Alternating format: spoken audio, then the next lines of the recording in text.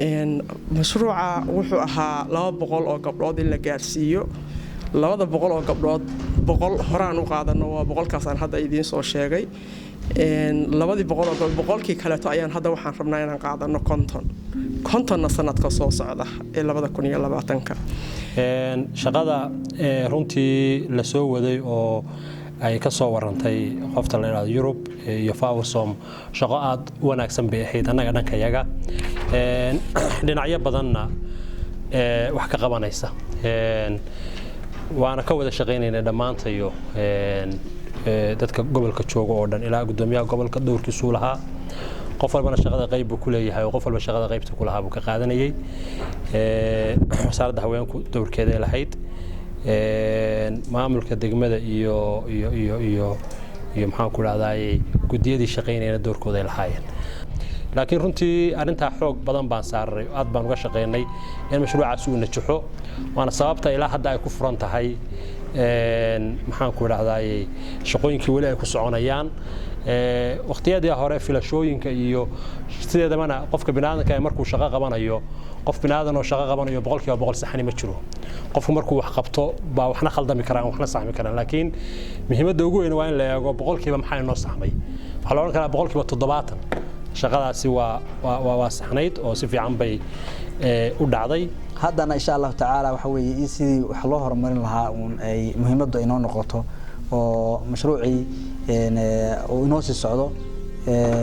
waana wasaaraddu aad bay ugu mahadsan tahay inay mashruucan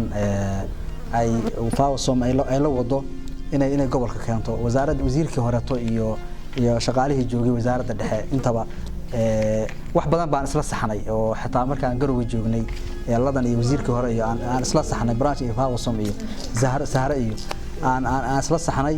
marka muhiimaddu waxa weeye waxaan uga jeednaa in wixii sidii loogu talagalay in loogu qabsoomaan baan uga jeednaa insha Allah taala dawladuna waa shaqeyn waa jayn baa jira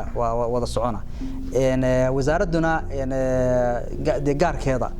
dawlad gaar oo ma aha oo waxeeda iska wadanaysa ma aha gudoomiye gobol iyo gudoomiye degdegmana iska ma aha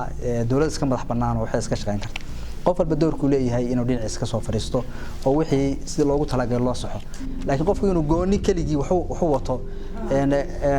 waxba ayna noqon mayso horumarna laguma gaarayo marka wasiir iyo xildhibaan soo dhawaada insha Allah taala hawshan inta inoo harsan insha Allah taala sidaas dhinacyada aan iska wada taagno marka insha Allah shaqada socota waxaan rabnaa haweenku laf dhabarka ee bulshada way horumarka garowga ka socda laf dhabar waxa waa haweenka gaalka ka socda waxa hormuud ka ah haweenka ma sha Allah marwadii maaragtay ashageele oo haweenka wasiiradda ka ajtay hada dadaalkii ay ka sameeyay gaalka ay hadeer marxatiga ka ahayn maaragtay ma aha wax la soo koobi karo halkan kan hadeer gabdhuhu ka wadaan waa noo muuqataa bulshada isku mudaynu nahay waxa la rabaa in aynu horumarka ka wada shaqeyno dadka reer Puntland waa garowsadeen haweenku inay yihiin laf dhabar insha Allah anoo wasiir badan baan wada shaqeyn leenahay dawlad jeedaan wasiiradda haweenka wada socda marka aad iyo aad baan maaragtay u daneeyaa in ay gabdhuhu ay daliye dibadba reer Puntland in ay insha Allah wax helaan oo shaqeeyaan maxay yeelay haday iyagu horumaraan guri walba horumaraya aad baan idin soo dhaweynaya waxaan ku faraxsanahay maanta Ilaahay inuu mahadaas leeyahay oo halkan aan fadhino oo aan imaanay gobolkii Sanaag runtii markii ugu horeysay waxaan aad kaga mahadinaynaa kalgacalka ugu soo dhaweyseen wanaaga waan ka wada mahadinaynaa dhamaantiinba maanta dhowr arrimood oo meesha u wada nimaanay hadii Ilaahay ka dhigo marka barnaamij kale aan u nimid labaad wuxuu yahay aniga iyo xildhibaanka hadii Ilaahay raali ka noqdo birrito ama birritan baad ayaamahan soo socda insha Allah gaar ahaan birrita aan rajaynayo in gabdhaha aanu sameeyno barnaamij aad u weyn oo adshir weyna oo la soo imaanayo oo sidii gabdhaha loo dhiirigelin lahaa gabdhaha loo wacyigelin lahaa gabdhaha qayb uga noqon lahaayeen nabadeynta gabdhahu waa nabadoonin barnaamijka lagu ayidayo barnaamijka hadda ka socdo oo already ay ku dhex jiraan